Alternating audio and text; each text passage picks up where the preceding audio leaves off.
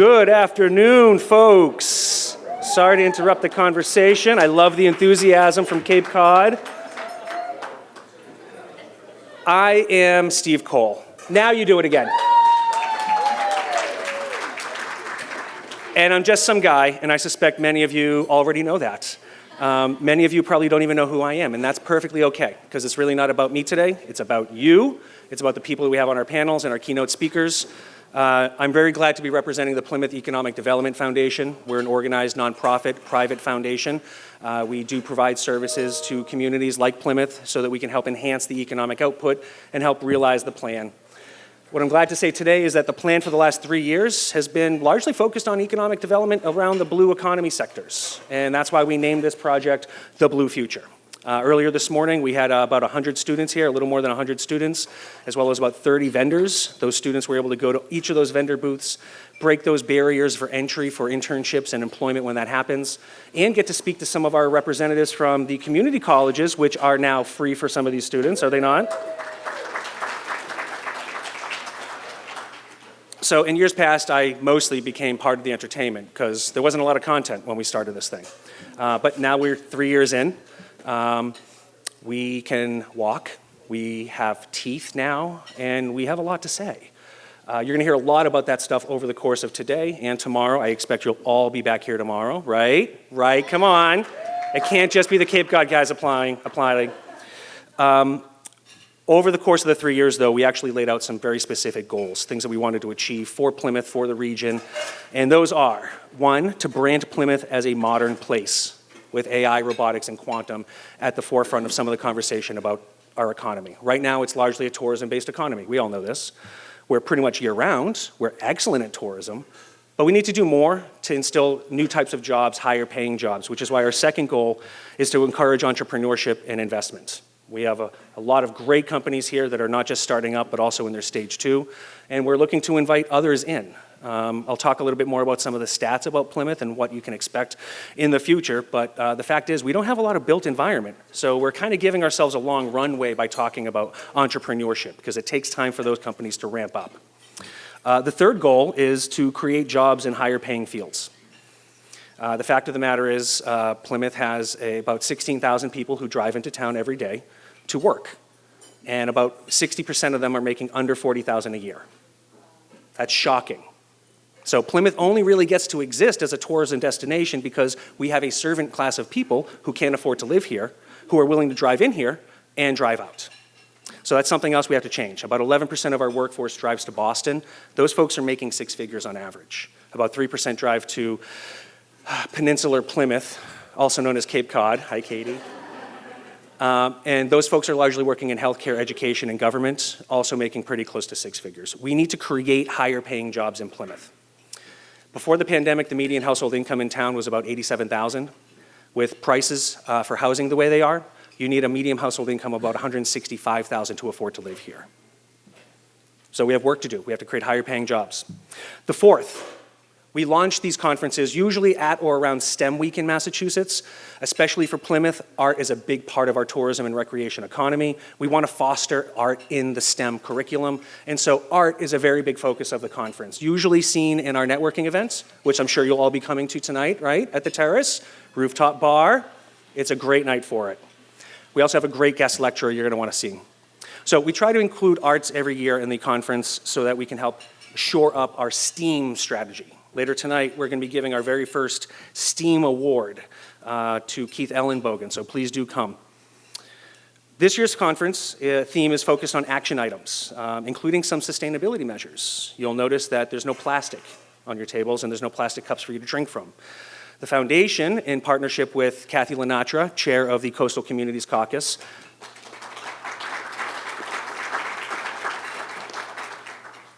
provided for you these very functional glass bottles that you'll see on your table.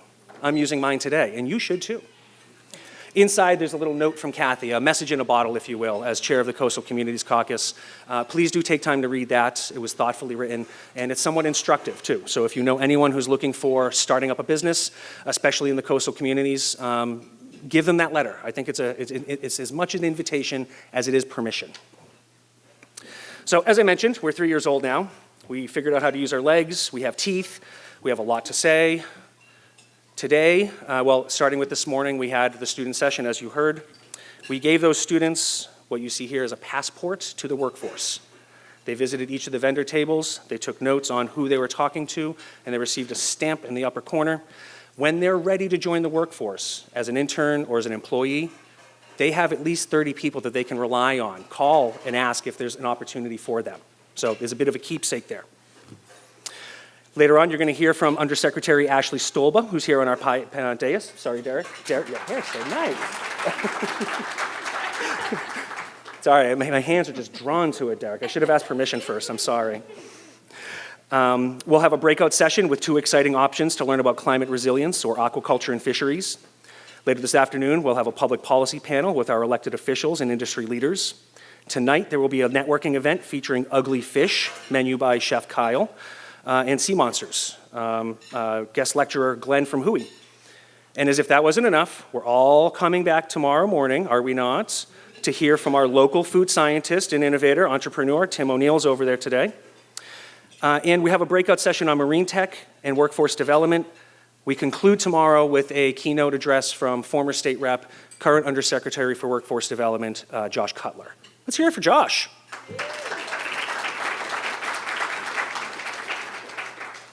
So as I said, we have a lot to say. I'm going to truncate some of my remarks so we can get on with the program. But one of the things I do want to do is introduce Plymouth to you in a slightly different way. I already gave you some of the stats. I kind of gave you an idea of how we can overcome those. But this is an important map to me because it shows you the coastal zone management areas. You see the light yellow, that's the South Coast. Orange is Peninsular Plymouth. Yellow is continental Cape Cod. And then you see the North Shore in Suffolk County up there. What's unique, though, about what you see there is of the 78 coastal communities, only Plymouth seems to exist at the crossroads of 3 distinct regions in the CZM. There's a lot of opportunity there. Plymouth is, in a lot of ways, becoming our central city. I know, a rose bay under the name is still a rose. We're organized as a town.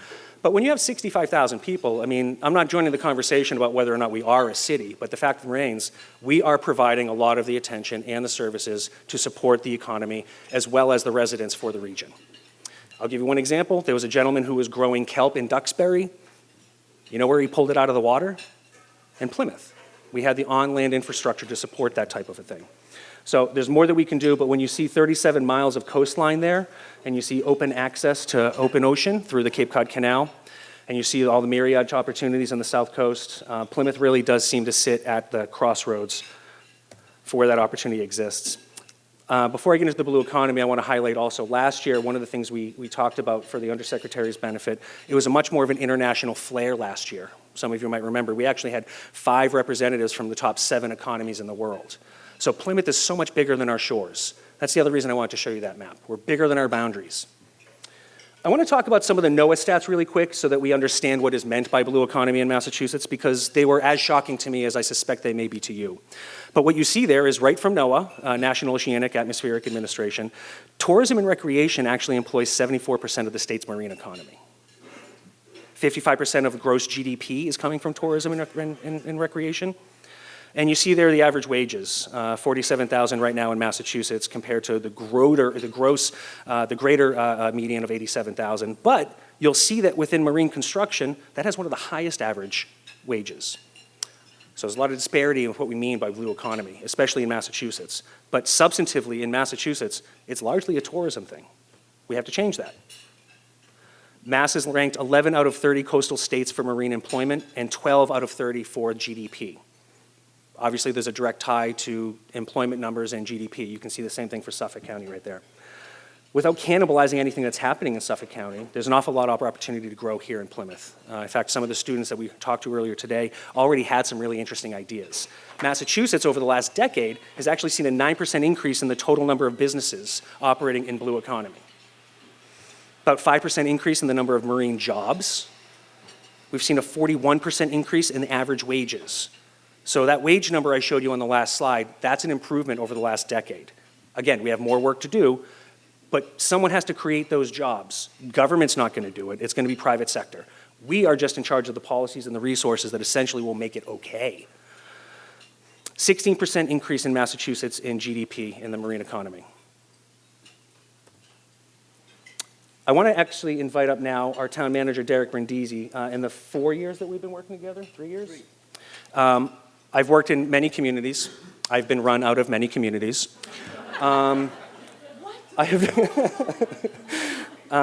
Derek is someone who in this role brings vision, clarity, and the resources. I'm very glad to say that Derek has not only implemented some reforms, but also as a member of the board of directors for the Plymouth Foundation, has actually shaped the conversation around how important blue economy is in Plymouth. So please bring your hands together for our town manager, Derek Brindisi. Is that okay? Thank you, Steve. And welcome everybody, and thank you for being here this afternoon here in the town of Plymouth. But before I begin my remarks, I think folks need to understand. So Steve, where are you? Steve and I sat down 3 years ago, and he explained to me his vision of this Blue Future Conference. And we all come up with a lot of ideas, as you can imagine. But here we are 3 years later. This conference is only getting bigger, it's getting stronger. State officials are starting to pay attention. The Boston Aquarium is starting to pay attention. So kudos to you, Steve, and to Mike Cahill for putting today's event on. We're looking forward to the future.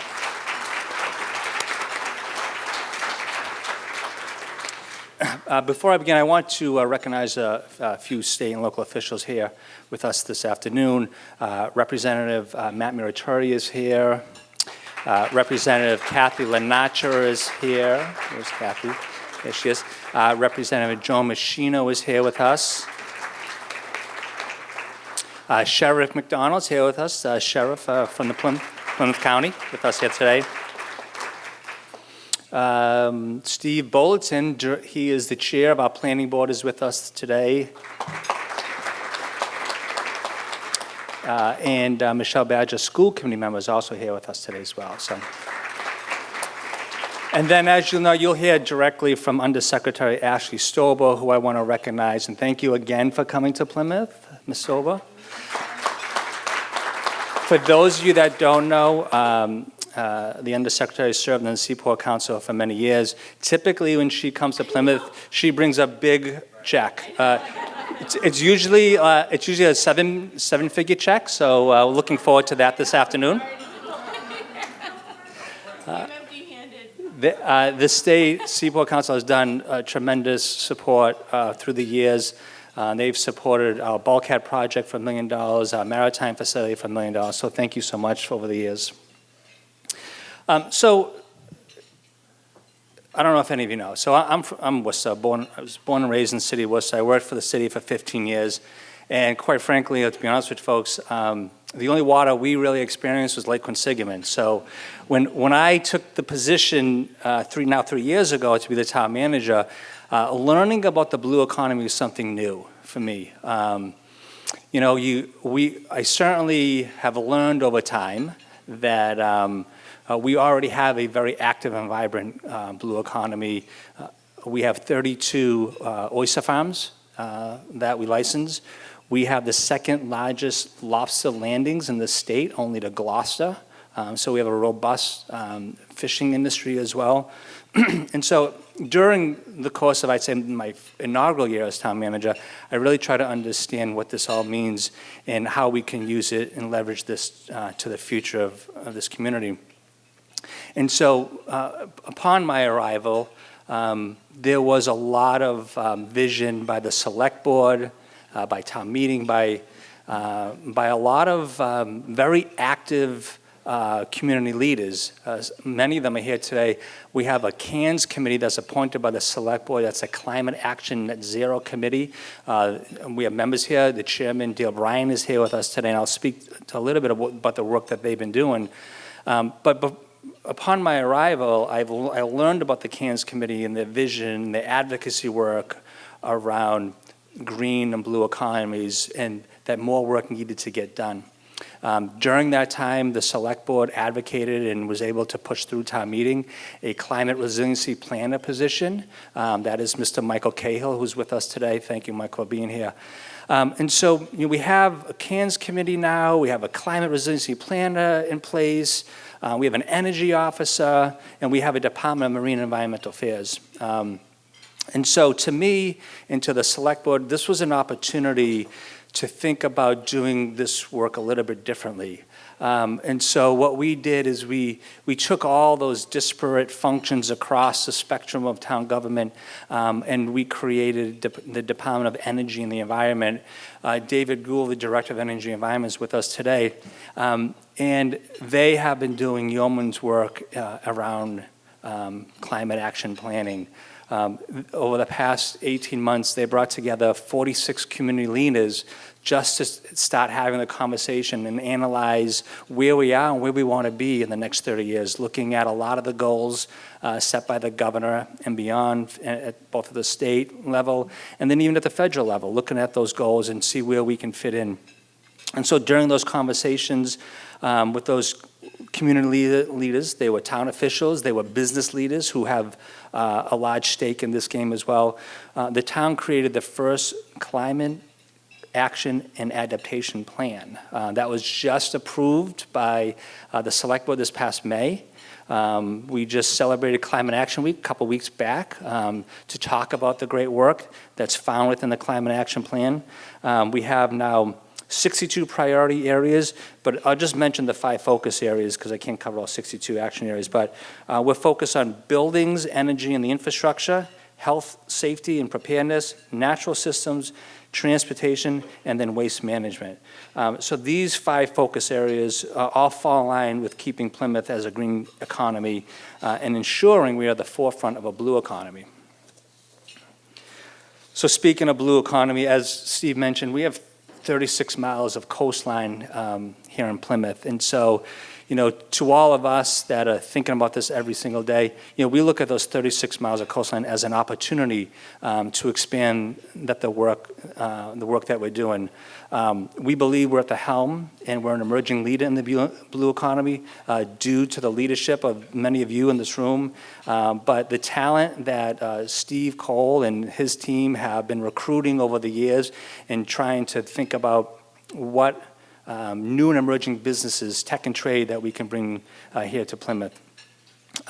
Specifically, we're focused on marine tech, climate resiliency, fisheries, and aquaculture.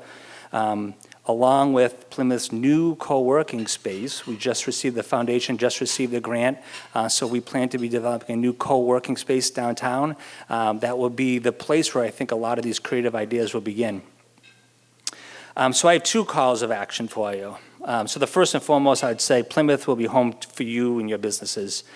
With this new co-working space, we believe our location, the abundance of our natural resources, Plymouth will be at the helm of the blue economy moving future, and we hope to be a statewide leader in that sense. And my other call to action, before I end my comments, for those of you that don't know, we have a $50 million town hall sitting on the top of the hill. And how do we fund that? Through the meals tax. So 100% of that building is funded through the meals tax. So all of you that are visiting, my call to you is to go to our restaurants, spend your money, because that'll help us pay the debt off of that town hall. So I hope you have a good conference, enjoy our waterfront, and most importantly, enjoy the 80-degree weather that Steve Cole has been able to orchestrate for this conference. So thank you all so much.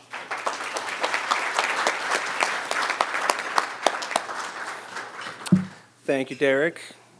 I can't believe I kept that secret in. I wanted to tell you guys about the co-working space so bad, but he wanted to tell you. So listen, the co-working space is something that we worked on over the last 3 years because we were making a promise to all of you and all of our guests at these conferences that Plymouth is going to be ready for you. Here's a raw reality. Downtown Plymouth has less than 3% vacancy in commercial space. That's a fact. Yep. So we had to do something.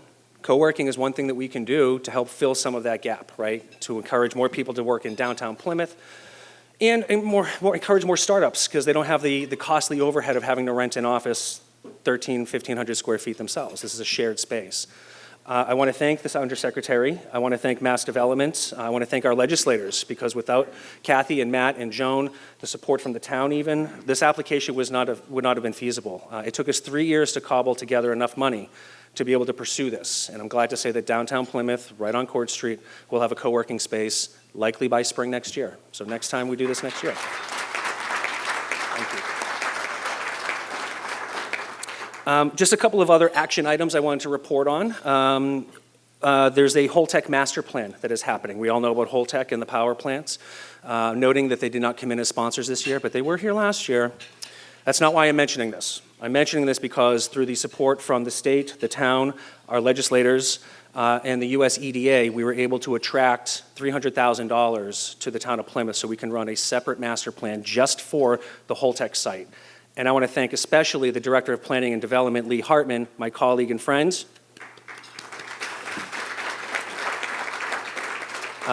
When that land is ready for sale and disposition, we will have a plan in place, I believe, for that, and it is a community-driven process. So there's about 1,500 acres around Holtec that should be opening up eventually, soon. The town has right of first refusal. We want to make sure that we're ready to act on that when it's ready. Another thing I wanted to mention, working with Mike Cahill, we were able to put through a grant working with one of our startups called ViCarb. We met ViCarb at these conferences, I think year 1 or 2, Mike, right? Through the Bezos Earth Fund, we were able to attract enough money for them to do R&D projects here in Plymouth to gauge the amount of carbon elements in our water. So that's another small action item, but it has a big impact. So we're working with small businesses. That's something unique, I think, to EDCs and the town. We will work with these small businesses, your small business, to attract grant funding to help you start and grow here. I'll pause for your applause. Thanks, guys. So I mentioned the sustainability measures, I mentioned some of the action items, and I'm really glad to say that the next gentleman who I'd like to introduce, president of Cape Cod Community College, has perhaps been one of the most active educators in the town of Plymouth with expanding the aviation maintenance program. Also, I understand there's a dental hygiene program that's been discussed at some point. But John has developed and strengthened partnerships with businesses, nonprofits, government, and other higher education institutions.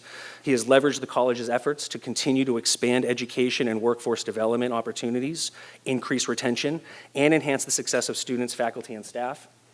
President Cox has led the expansion of technical education programs, including the FAA-approved Accelerated Aviation Maintenance Technician Program. Are you getting nervous?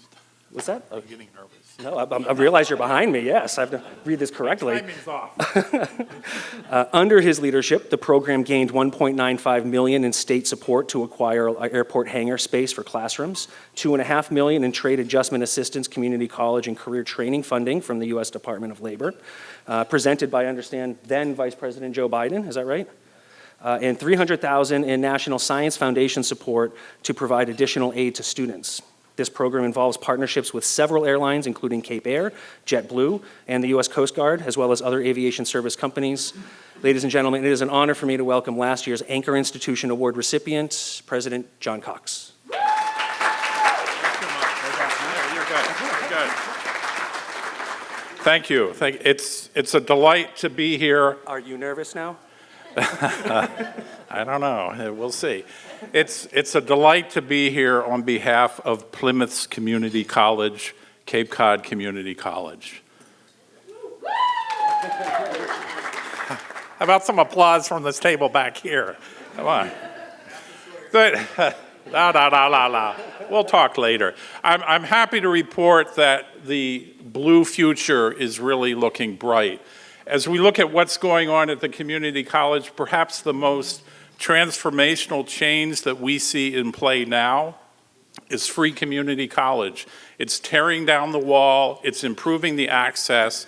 Students can show up, they can attend the class, they can earn their degrees and their certificates.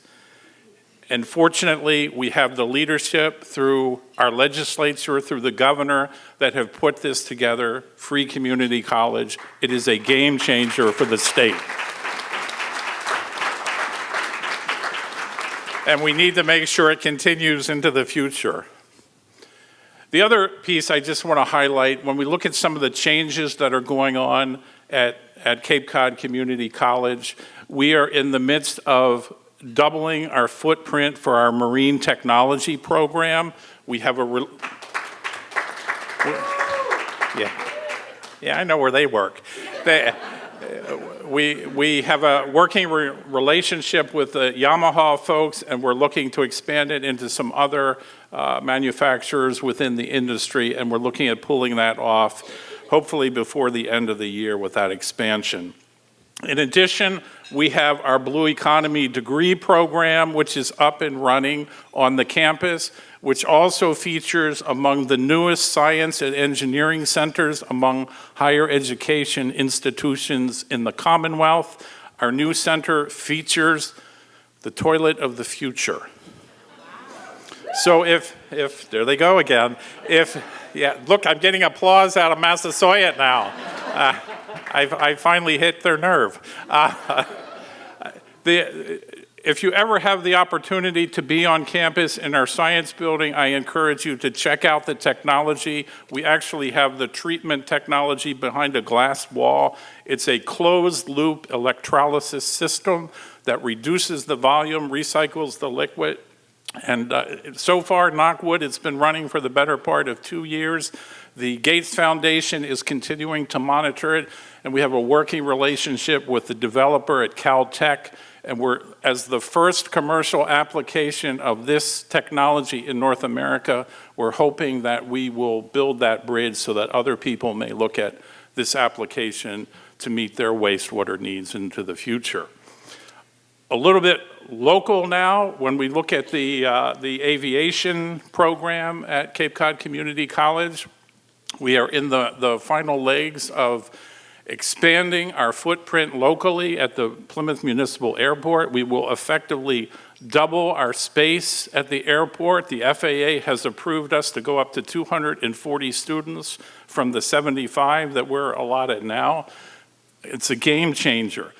Also, in terms of what we're teaching for the future, we're looking at the sustainable aviation fuel, the implications that that has on maintenance in the future, as well as the EV technology for aircraft, commuter aircraft in the future. We're working on building our relationship with the folks at Cape Air and the role that they're looking at with electronics for power plants in the future.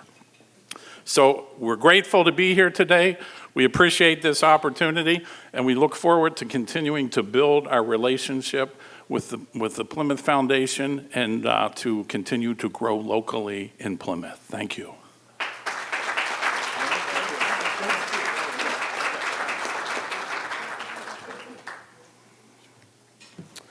So one of the things that John mentioned to me a while back was there's a lot of overlap with the aviation mechanics program because it's essentially the same technology and skill set that's needed for the wind turbines.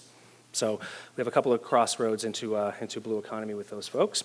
I'm very pleased to announce that our keynote speaker arrived today. That's a great start, right? Yeah, you should applaud that. There's your slide. So Undersecretary Ashley Stolba has served in the EOHED, Undersecretary of Community Development, since 2021, and has stayed on after the department was reformed as Executive Office of Economic Development. And you are Undersecretary of Economic Foundations, yes? Yes. Ashley will expand her portfolio to foster foundational economic opportunities for residents, communities, and businesses across Massachusetts. Ashley has continued to lead the community development team by managing the Community One-Stop Shop for Growth, which is how we got funded for our co-working space. Serving also as Vice Chair of the Seaport Economic Council, overseeing work to close the digital divide and maintaining the state's military installations.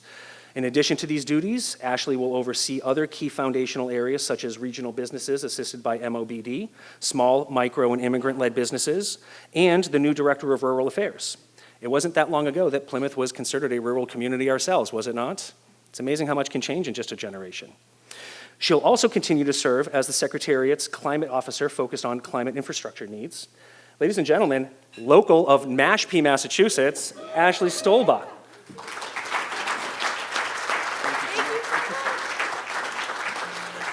So excited about my new water bottle, so I'm going to keep it everywhere. So thank you so much for that very warm and slightly embarrassing introduction. That is my least favorite part of doing any of these things. But I did just want to say thank you to Stephen so much. So I do a lot of these things. We're on the road a lot. the amount of time that you put into making sure that we were prepared and we had the information that we needed and it was so organized, it was like unlike any other thing that we've ever done. So I just wanted to say thank you. And I'm also going to embarrass you, but no one else has mentioned this, that you got married last weekend. Yay!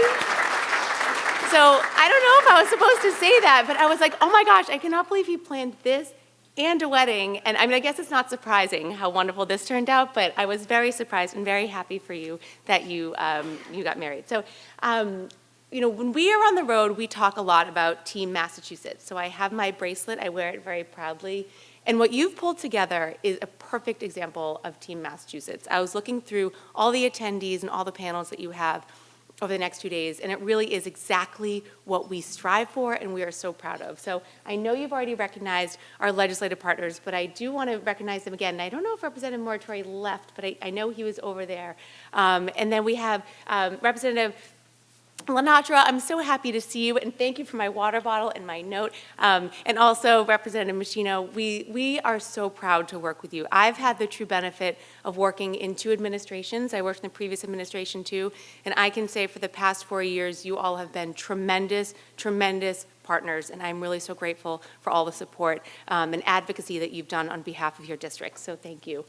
We also have awesome state partners. So I'm so happy that James Burns is here. I didn't even know that he was going to be here, so I was so excited that he's here from Mass Tech. He and I work really closely on the work that he does through the Innovation Institute at Mass Tech and works really closely with the Seaport Council. I'm so happy you're here, and I know tomorrow you have Undersecretary Josh Cutler, who used to be another awesome colleague of all of yours, fearless advocate for coastal communities all across the Commonwealth, but particularly in this area. And I also know that you have Jennifer Applebaum from the Mass Clean Energy Center speaking too on workforce initiatives. She is a rock star.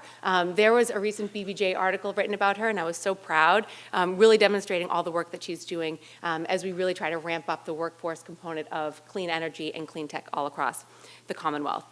So as you mentioned, I am Undersecretary of Economic Foundations. I have a very cool portfolio that I'm very excited about.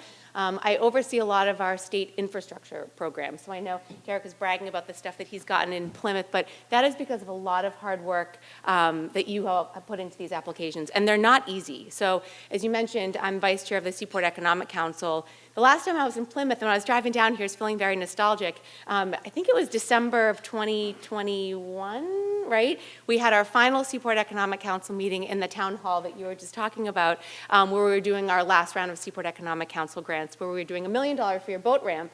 And then before that, we were at your maritime facility, which I was hesitating whether or not I should say this, but that maritime facility is like the talk of the state. So everyone who's building a harbor master building wants it to look exactly like this one, and I agree, because I think it's pretty cool. And also I oversee the Community One Stop for Growth, which I know Stephen mentioned briefly, but later this week we'll be announcing $161 million worth of state infrastructure grants all across the state. The announcement's going to be held in Worcester, but I was so psyched when I was looking through my entire list and remembering that Plymouth is receiving one of these grants for its co-working space. So we are thrilled, but that is a huge deal that we'll be announcing $160 million worth of grants. I know Stephen also mentioned, I just want to let you know that I feel really at home here. As he said, I'm from Mashpee, a proud graduate of Mashpee High School. My best friend in high school, her dad was a scallop fisherman. I remember those long nights. I remember him being away. So I truly understand this community, and I'm really, really happy to be here. So I thought what I would do is just, I'll give you a brief overview of what we've kind of been up to for the past 2 years, what we're looking forward to, and then I'm also happy to open up for questions, and then I think I also get to present an award. So I think I can do that in 28 minutes. Gosh, I hope so. So every 4 years, each administration is required to do an economic development plan. This is required by the legislature, and I actually think it's a pretty wise way of doing things. So this is like our business plan for the length of an administration. So right in the beginning of the Healy-Driscoll administration, we were super psyched to get this going. Secretary Howe, who I think some of you probably know, she always says, if we have to do it, why don't we make it awesome?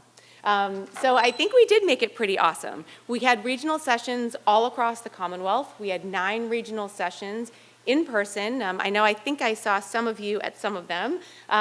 We heard from over 1,100 individuals at these sessions. We also got follow-up emails and a lot of comments. We also did subsectors, so we broke it out into sectors. Climate tech was actually one of those sectors that we leaned into. We heard a lot of feedback, as you can all imagine. I'll also say it was also pretty consistent all across the state. I know we all think that we're super, super unique, but the challenges and the opportunities kind of all are pretty similar statewide. So we heard a lot of wonderful things. People love living in Massachusetts. There's a reason we're all here. We have the best K through 12 education, right? We have hundreds of colleges and universities. I know Cape Cod Community College over here is super exciting. I think I heard another one over here though, Massasoit. Woo, okay, yay, okay. Want to give you a little bit of love too, even though I'm from the Cape. But we have the best universities, we have the smartest, we have the brightest people here. And that is because of the hard work that we're doing at the K through 12 level and also through our community colleges and our other higher educational institutions. What we want to be sure is that we're keeping those people here. The people that we're seeing leave Massachusetts the most are in between that 20, 25 to 40 range. So we really want to be sure that we're capturing all of these folks. So we also have great weather a lot of the time, like today, right? We love each other. We have freedoms that not other states have. People feel a lot of pride when they talk about being from Massachusetts. But we also know that we have a lot of challenges. It's very expensive to live in Massachusetts. Our traffic is not the best, although getting here down Route 3, I was very happy that it wasn't too miserable. I guess that's what happens when it's like 9:30 on a weekday. But we know there's challenges. There's housing shortage, right? I know you guys are dealing with this. It's everywhere. So we heard all of this feedback, and what we did is we built a plan. So there's a 66-page economic development plan. It's on our website. There's pretty pictures. There's a lot of good information. I encourage you all to read it, maybe if you want to fall asleep one night. But it's very interesting. So the way that we did it is we did this plan into 3 separate buckets. So we had fundamentals, talent, and sectors. So as I said, we heard all across the state very, very similar issues: housing, transportation, infrastructure. So what we decided to do is we gave housing their entire chapter. We said, you guys write this, Secretary Augustus handled that chapter. From there, he filed a housing bond bill that we are thrilled and so grateful for, again, our partners in the state legislature for passing this bill. It's a $5.5 billion housing bond bill with the goal of creating more housing of all types all across the Commonwealth. So we are thrilled with the work that we are doing on housing, although I know there's still a lot of work to be done, especially at the local level, which is a topic that I could happy to discuss later. But that is a huge thing that we're very, very excited about. Transportation, we did the same thing. We gave Secretary Monica Tibbetts-Nutt her own chapter, and she wrote her plan for transportation. One of the things that I think we're all pretty excited about is the funding that we were able to secure for the Cape Cod bridges. As I said, I'm from Mashpee. I go over these bridges a lot, and we're thrilled for the economic impact that will have for the Cape in this area, and hopefully it will relieve some of the congestion over the next couple of years when that is built. The rest of the stuff fell with us. So for fundamentals, for the remainder of fundamentals, those are the things that we were talking about with the Community One Stop for Growth. Infrastructure, MassWorks money. MassWorks is the infrastructure program that we have to support economic development all across the state. Broadband, I see Steve here. That is something that we need to invest in using our federal money that we have allocated to our state. Our Rural and Small Town Development Fund, although you are no longer eligible for that fund, we do have 181 rural communities all across our state that really need our support. So we wanted to target key investments in all the key fundamentals in our plan, and we also filed a piece of legislation to include that as well. Under talent, as I said, we want to be sure that we're keeping all of these super smart, super educated, young, awesome people here in our state. So one of the things that was included in our plan and also in our bill was an internship program. So we believe that every college student should have access to an internship with a private company. We think it's good for the private company and also good for the student. You also talked about free community college. That's something that the Healy-Driscoll administration worked very hard on. We're very excited about free community college, although I'm hearing that the new problem is that there's too many students. Everybody wants to go to community college, but that is a key part of the work that we were doing in talent. For sectors, we are killing it in a lot of industries. Life sciences, A decade ago, Governor Patrick made a $1 billion investment into the life sciences industry over 10 years. We've seen how much that has paid off. Right now, we are the life sciences leader in the country, maybe the world, because of those investments. Advanced manufacturing is another one that is a very important part of the work that we're doing. We also wanted to look at new industries. So climate tech, as I said, is part of our economic development planning process. We did a whole sector group on climate tech. How do we invest in climate tech? What are the sectors, even within climate tech, that we should be leaning in on? One of the things that we know about climate tech and how it's a little different than life sciences is that it's very broad, right? Climate tech encompasses a lot of different things. One of the things that we felt strongly is we wanted to include the blue economy in that. We know we have 78 coastal communities, and many of these communities have awesome companies and businesses and ways to really lean into climate tech. So we wanted to invest $1 billion, just as we did with life sciences, into climate tech. AI, I know that's something else that you guys are talking about either earlier today or later today. That is something that we feel really strongly that we need to lean into, because this thing is happening. So what we did is we launched an AI task force that's comprised of a wide group of individuals to focus on really where Massachusetts can lead in AI. Another one that we also really wanted to focus on was tourism. So as I said from the Cape, I know how important tourism is to our communities, and that was a big chunk of the work that we were doing in the Economic Development Plan and also our legislation. I don't know if any of you were at the event that we had at the State House a couple weeks ago to kick off our 250th. Yes, okay, Brett Martino, you were there. So we had this awesome event at the State House at the front steps. We had Paul Revere there. We really want to lean into the 250th anniversary of our country. So there are other states that are trying to take credit for this, which frustrates our governor and our lieutenant governor and our secretary, and I'm sure many of you a lot, as she would say, the tea was thrown into this harbor. This is where it all happened.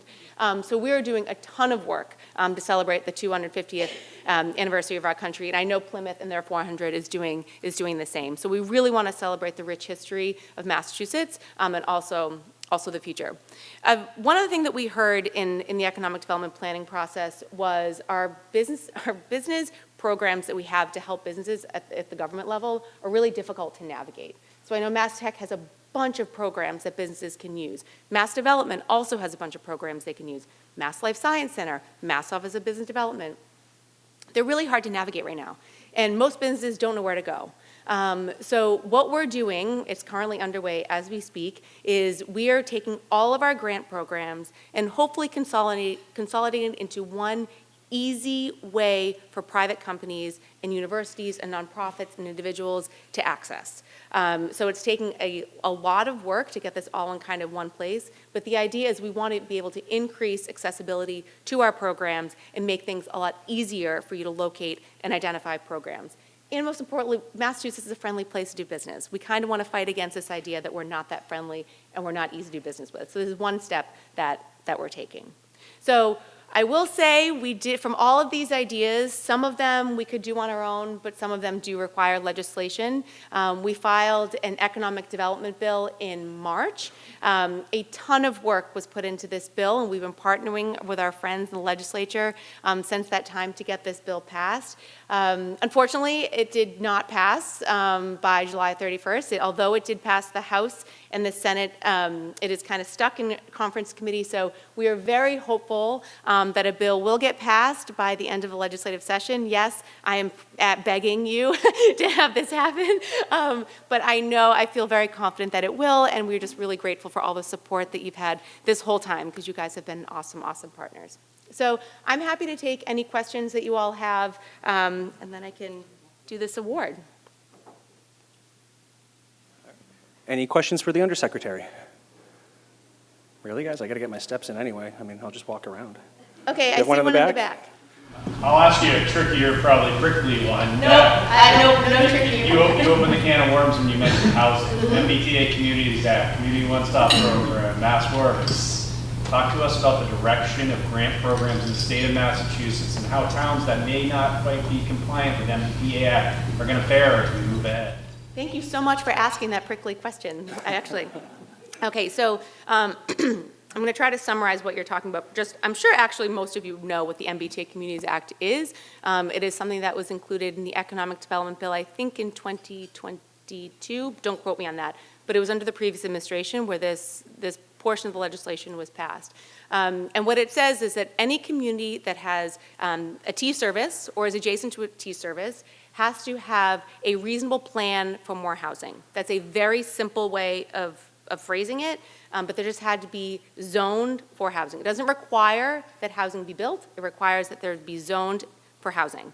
And one of the pieces of the legislation said that a town will not be eligible for funding, for state funding, if the town is not compliant. So MassWorks is one of the biggest programs that I think folks are really going to feel it if they're not compliant. So the timing is a little tricky right now. So as I said, we are announcing $161 million worth of grant funding on Thursday. The letters are going out, and people have been notified that they are going to receive these awards, but the awards are contingent upon the municipality having an MBTA compliant, being compliant with MBTA communities. So if the community, and the Lieutenant Governor and the Governor have been very clear on this, as well as the Attorney General, who is currently arguing this case right now.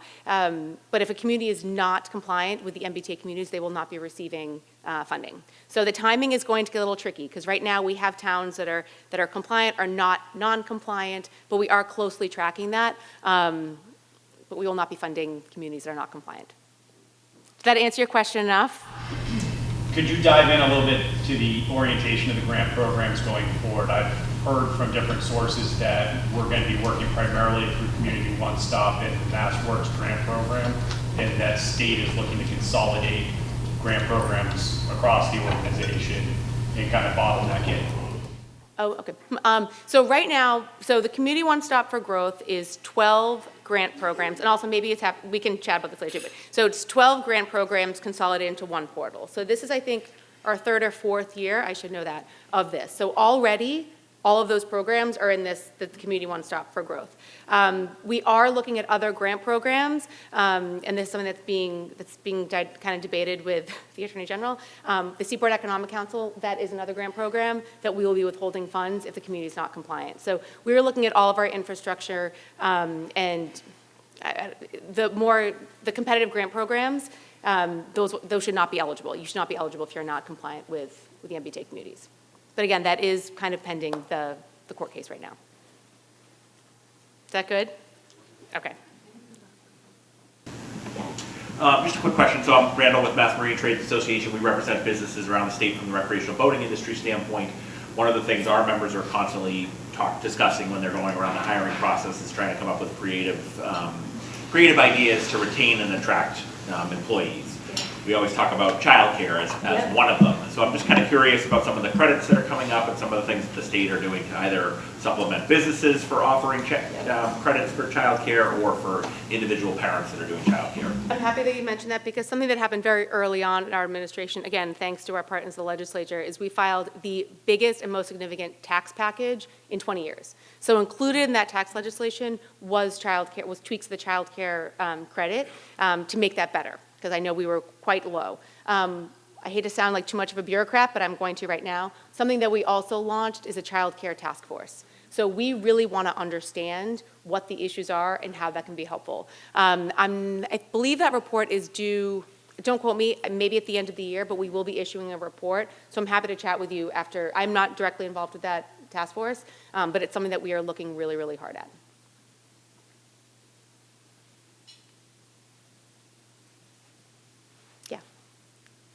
It sounded like you're planning to leverage sort of what you learned in health sciences for this up to $1 billion development in green and blue economy sort of thing.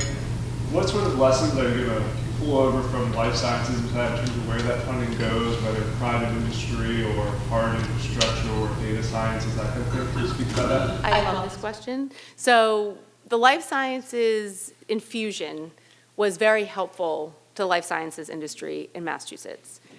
We did learn some lessons. So one of the lessons learned is that it's not probably great to concentrate all of our funding into Boston, Cambridge, Somerville. And also, we certainly don't want it to go to only folks that were educated at very fancy schools. So from that, for the Climate Tech Initiative, we do want to be sure that this is impacting communities all across the state. As I said, we have 78 coastal communities. There's no reason all of this should be right in Boston We want to be in Plymouth. We want to be on the Cape. We also want to be in Springfield. We want to be in Holyoke. So the regional distribution is very important to us. And of course, we want to embrace our community colleges and colleges, not just the fancy ones in Boston and in Cambridge. We also want to be sure that we're getting kids early. So as part of the Workforce Skills Cabinet, we're working on getting into high schools, getting young kids, getting into STEM. This is STEM week. So we really want to be focusing on that too. So we're open to any other ideas, but the regional aspect and really helping individuals and getting individuals at all levels into climate tech is really the key priority. Yeah. Yeah. Well, you mentioned climate tech. Are you also considering building an infrastructure here? So I'm happy that, yeah. Because, for instance, we have to go to Europe to do experimental work. Yeah, so one of the, yeah, could you repeat the question? Could you address? Yeah, generally, to do R&D, there is need for infrastructure, for experimental facilities. Yeah. And in our case, we go to Europe because we cannot find suitable facilities here. So I'll say two things. So the question was around infrastructure. So the first thing I'll say is, so there was a comprehensive climate bill that was filed this legislative session. I'm hearing that hopefully there's some really good progress on the climate bill. I'm getting nods, so I'm hoping that's true. One of the pieces of the climate bill is the work that we put into siting. So not to get too in the weeds here, but in order to build new energy storage, you have to go through a very, very exhaustive, long local state process.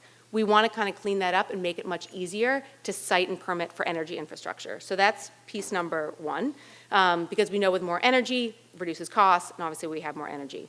On the second piece on infrastructure, as I said, we have MassWorks. We have funding available to really spur economic development for public infrastructure. So we have the energy piece, but we also have like water and sewer and traffic lights and all that stuff. So we're trying to do kind of both, but I think the energy and siting bill, I think that'll make a huge difference in helping speed up some of these huge infrastructure projects. Is that kind of what you were talking about? Yes and no. But it's good that you mentioned the other pieces, the infrastructure. Something I wasn't thinking about. Yeah, the energy piece, I mean, we work with businesses all the time, and one of the key things is they need, especially in climate tech, they need a lot of energy. And it's very expensive here in Massachusetts, as you all know. So we're really hoping that this siting bill will help speed that up. Thank you. You're welcome.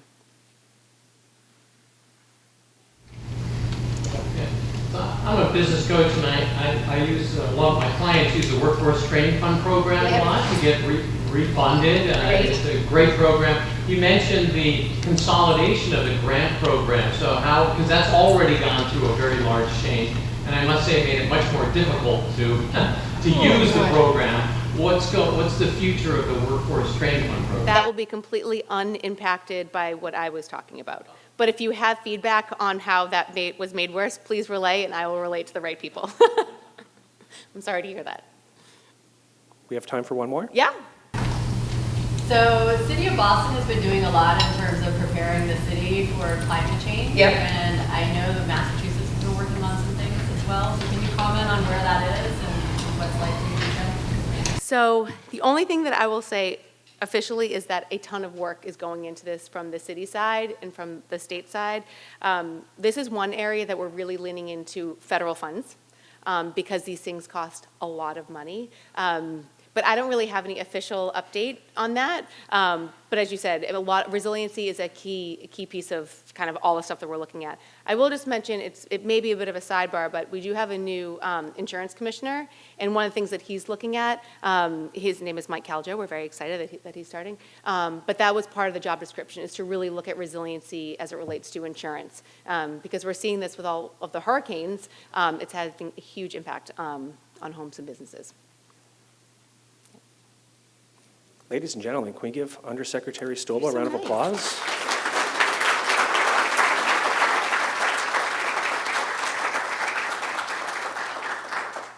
So if I may share the podium for a moment, we have one more duty that we've asked of the Undersecretary. Can we have Green Sea IQ and John Cox join us on stage? You're not done yet, John.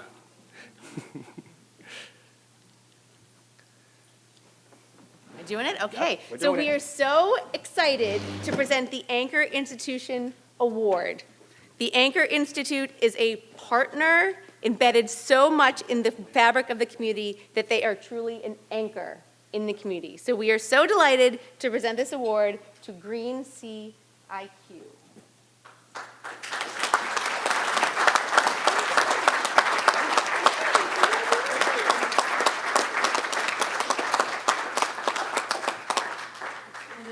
Yep, let's do a picture. Just tell me where to go. Want to stand next to Nick? Why don't you get it? Right here? Okay, perfect. It'd be a nice picture with chairs in it. Do you want us to go to the front? This will work. Okay. Thank you. So, Nick, do you want to say some words? Sure.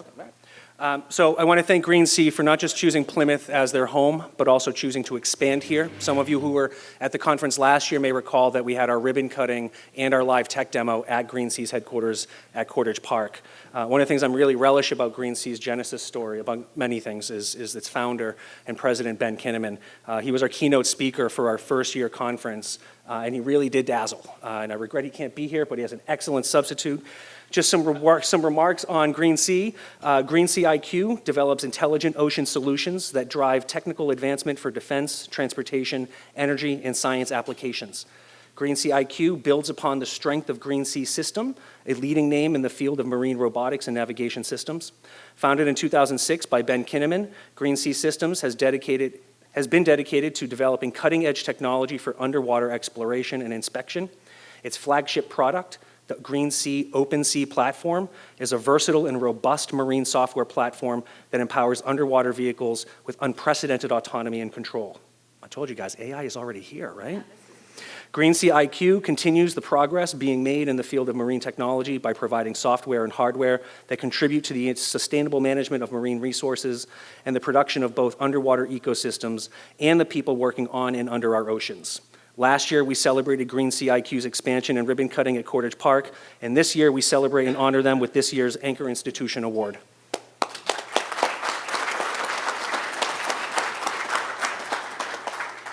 Thank you, thank you. So we're very happy to accept the award, and I think in prior discussions we've hit on all the key points of why we've chosen Plymouth as one of our hubs of the company. Traffic in Boston stinks. The universities between Boston and the Cape are just phenomenal. You got to find a middle ground because people won't drive in the traffic to get to work. We also have water. We do everything underwater. It's an odd industry to be in, but we have to go underwater. So having Plymouth Harbor literally in our backyard is countless just unequivocal benefits. It's great being local. I live 10 minutes away, so it's great for me. And we're right in Cordage Park. There's tons of stuff around. There's all the restaurants, the waterfront, the history. Everybody loves coming to Plymouth, except in January and February. But we've really got our roots here, and we're growing and moving along. So we're happy to be here and proud to accept the award.